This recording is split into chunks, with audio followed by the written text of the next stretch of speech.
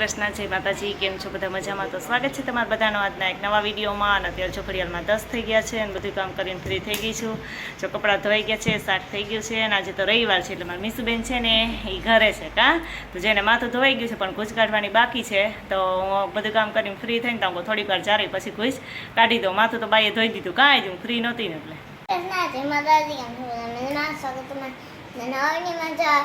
आज रविवार है ने जे हमारा क्लास ની રજા છે એટલે હે ને જો અને હે ને અમાર જો નાસું થયું છે રવિવાર છે એટલે બાકી તો વાર જ ના આવતો આવી હું ભણવા નથી આવીને સીધી હોમવર્ક કરું હોમવર્ક થઈ જાય પછી ખાઈ લો તો ક્લાસ આવી જાય ને એમ કરતા કરતા થઈ જાય ક્લાસ આવી જાય. ક્લાસમાં તો લાઈક તું મહિનો દિવસ છે ક્લાસ ભરવા વેંડી છે ઓનલાઈન ક્લાસ હે હજી તો 2-3 દિવસ થયા ચાલુ કર્યા છે કા કેટલાક ગાડું પૂગે. હા એને બુકે લેવાની છે ને હાલો એને ફટાફટ ગુજ કાઢી દો.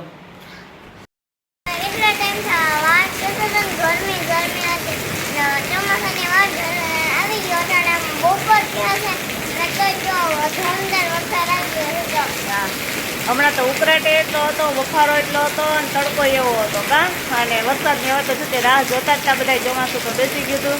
તો ફાઇનલી આજે વરસાદ ચોમાસાનો પહેલો વરસાદ આવ્યો. હા માવઠાનો તો આવી ગયો હતો કેમ નહીં બેન પણ વરસાદ જો અત્યારે ઘડિયાળમાં 2:30 થઈ ગયા છે તો 2:30 વાગે જો ફૂલ વરસાદ ચાલુ થઈ ગયો છે. કાલ બીજે બધા તો થયો તો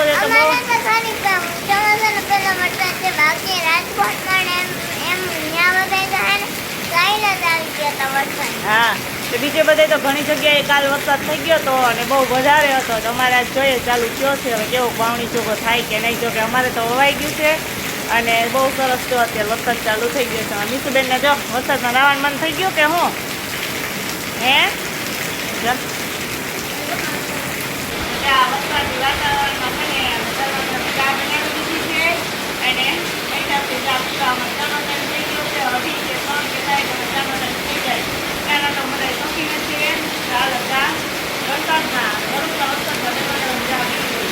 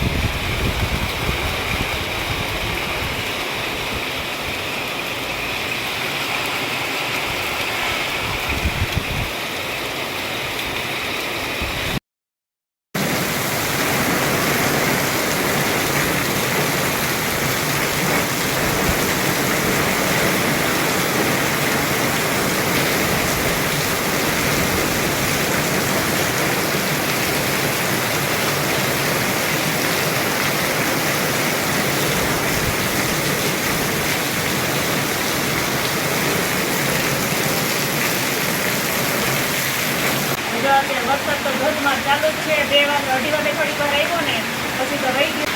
5 વાગ્યાનો તો વરસાદ ચાલુ થઈ ગયો ને અત્યારે 5:30 થયા છે અને 5:30 થયા છે એટલે ધોધમાર વરસાદ એવો છે, પવન એવો છે અને જો આ વરસાદની વાતાવરણમાં હવે મેં આજે થેપલા બનાવી દીધા. કેટલા ટાઈમ છે બનાવ્યા નતા કેમ કે ગરમીમાં તો તેલવાળું ઓછું ખાવાનું મન થાય.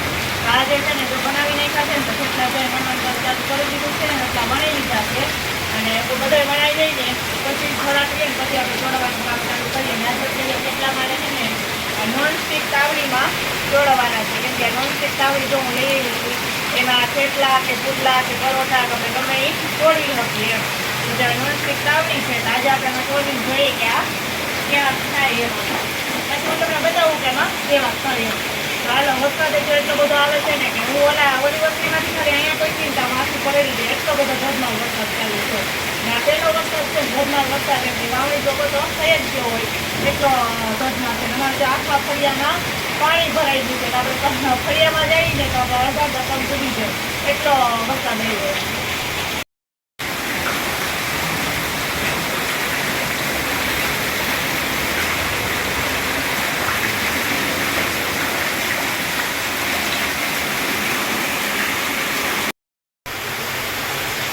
આપણે આપણી આ તાવડીમાં છે ને થેપલા જોડવાનું ચાલુ કરી દીધું છે. અને જો આ નોનસ્ટિક તાવડી જ છે, માટીની જ છે, પણ એવી નોનસ્ટિક તાવડી આવે એમાં આપણે થેપલા કે પરોઠા ગમે એ કરી શકીએ. તો જો આપણા થેપલા છે એ મસ્ત એમાં ચડવા માંડ્યા છે. મને તો પહેલાં લીધી ત્યારે એવું હતું કે આમાં નહીં ચડે, પણ વાંધો નથી. જો સરસ મજાના આપણા થેપલા છે ને એ ચડવા માંડ્યા છે. તો જો આપણા થેપલા છે ને આ તાવડીમાં પણ સરસ મજાના ચડવા માંડ્યા છે. મને તો એમ હતું કે તાવડીમાં નહીં ચડે, પણ નથી વાંધો. જો બહુ મસ્ત ચડવા માંડ્યા.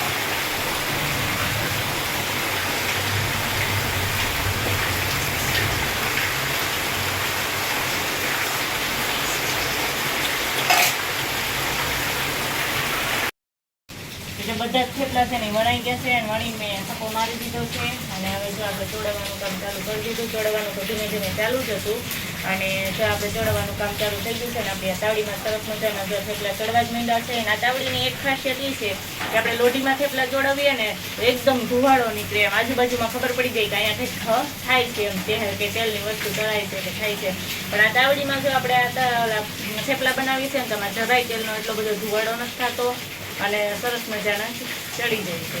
એટલે કે મેઇન વાત તો એ જ કે એમાં ધુવાડો બહુ ઓછો થાય છે.